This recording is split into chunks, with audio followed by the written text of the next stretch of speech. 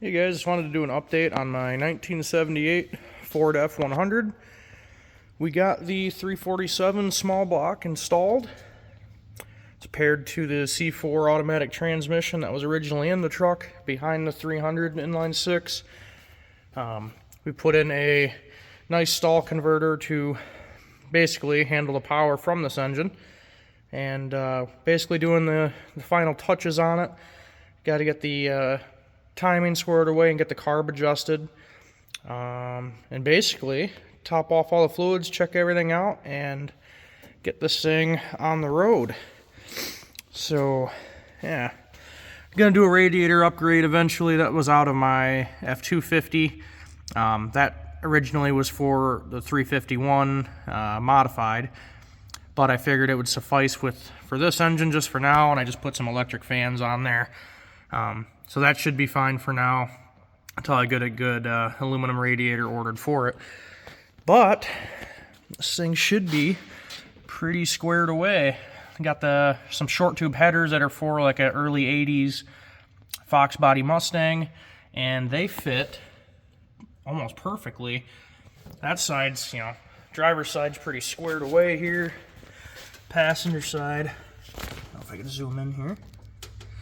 Yeah, made a cheap little Y pipe out of a exhaust pipe kit, and this thing looks pretty squared away. So yeah, there's some Fox body Mustang headers will fit a Denside truck, very, very good. Got rid of the Ford CDI box and was able to wire in the ignition system to the existing plugs to kind of help keep the wiring nice and clean. Trying to keep it as clean as possible. I'm keeping the rustic look, obviously. It's got the old man horn hooked up here, and it basically looks like it's been sitting forever, but it's got a brand new engine and good transmission. It's basically a sleeper. So it's got the old man wheels. I got some new tires coming, just some cheap mud terrains. But I mean, yeah, it's got some battle wounds, but I'm thinking this thing is going to look awesome.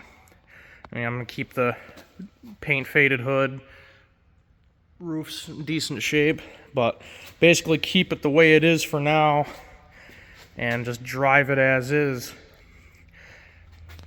I think it'd be pretty sweet. Doesn't look perfect, but it is in really good shape.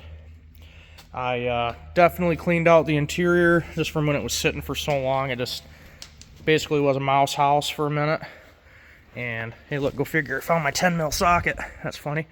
But the only problem with the seat is just it's starting to flake away there.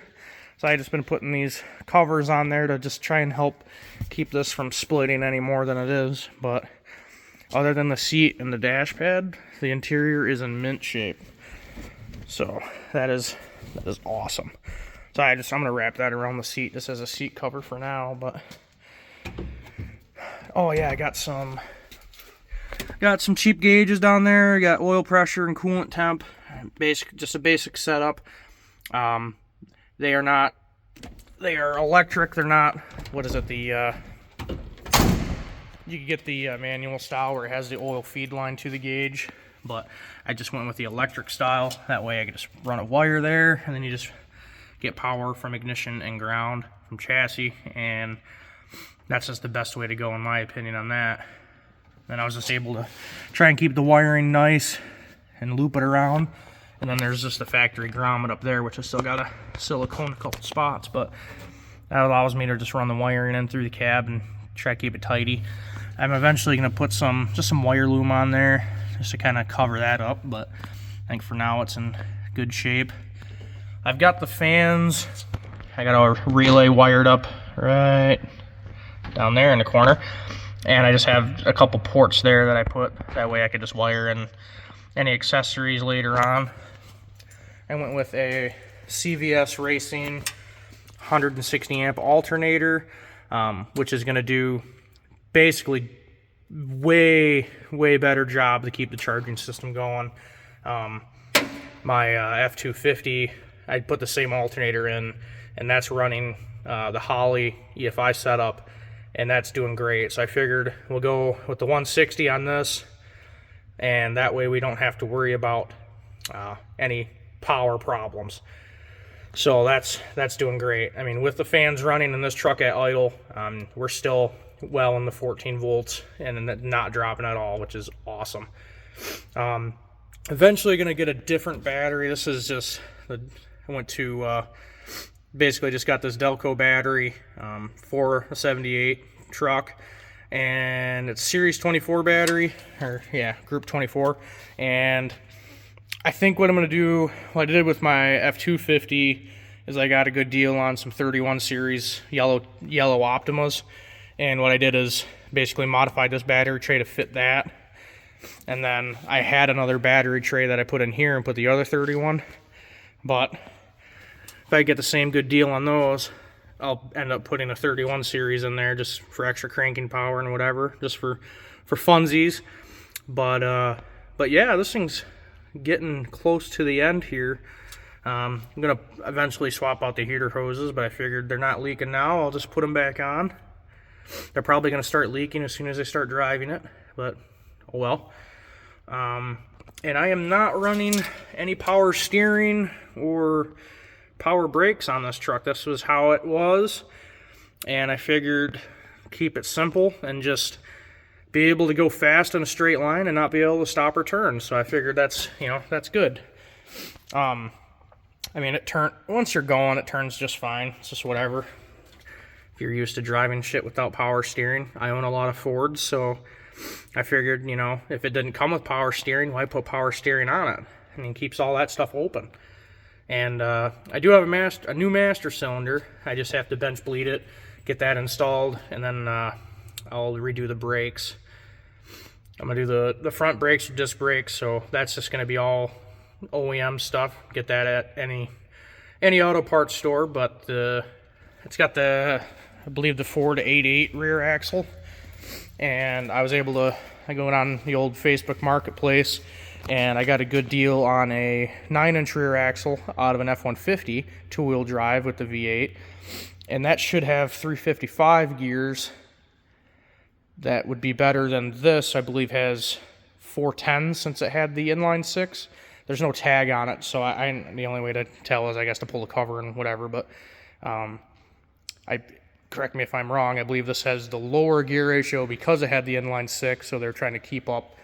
You know, they put the lower gearing in it that way, kept the power up. But so anyway, yeah. Basically, eventually I'm going to swap the 9-inch rear axle in there.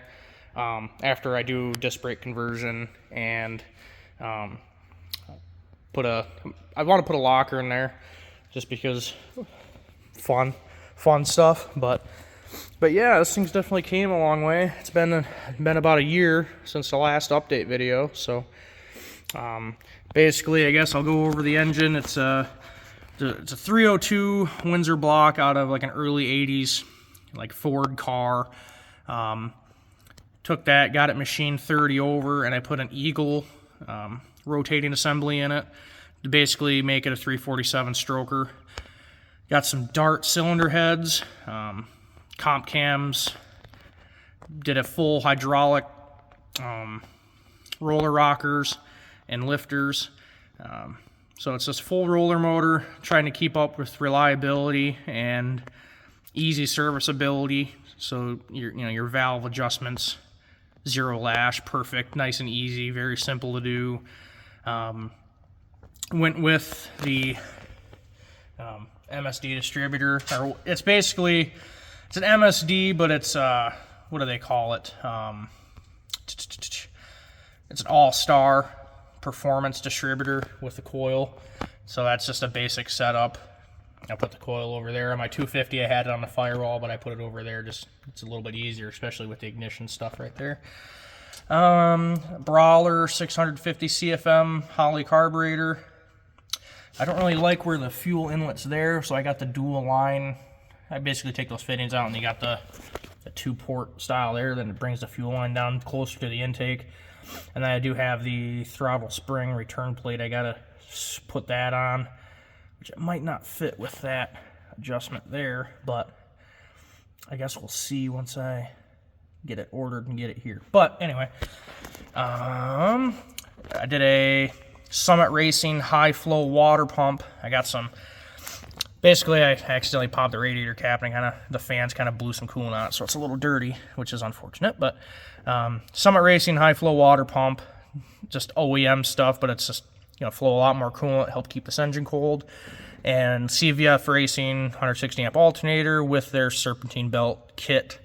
That came with everything to basically bolt this together, and it looks really nice. Came with that bracket, and then there is a little adjuster down there to keep it tight. And then it uses a Gates serpentine belt, so you can get that at any auto parts store. Went with Ford Racing spark plug wires, and that's just your make your own kit style. And then I went with, just got those on Amazon, just the heat protectors, because that's where the spark plugs are super close to the headers. I just wanted to try and keep it so the wires didn't melt. But yeah, so that's basically it. Should be a pretty healthy engine.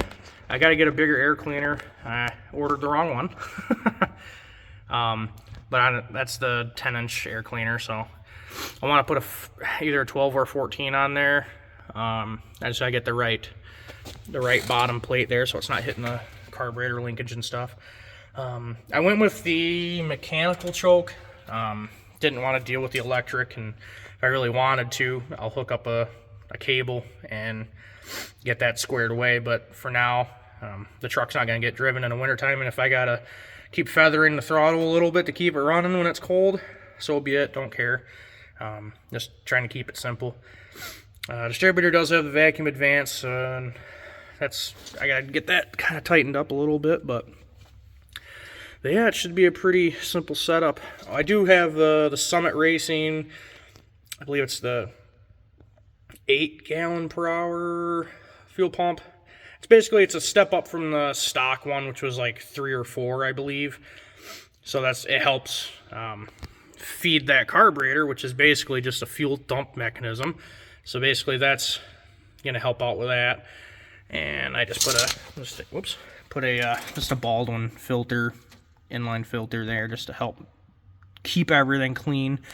I might put I do want to replace this fuel line, but I think for now we'll leave this set up for a while, and then I do want to do another filter somewhere closer to the fuel tank, just to make sure. I did put a new OEM fuel tank in it back when it still had the 300, but that engine was just tired, so I never really got to do anything with it. But yeah, this is it, and the next video will hopefully be this thing driving. I would start it up, but I still got some timing adjustments and carb adjustments I got to do, so it ain't as healthy as it needs to be. And I still have some exhaust parts ordered. I won't have the mufflers until Tuesday, and just basic odds and ends that need to get done. But yeah, figured I'd put an update on there about what's on the truck so far, and we'll see you guys in the next video.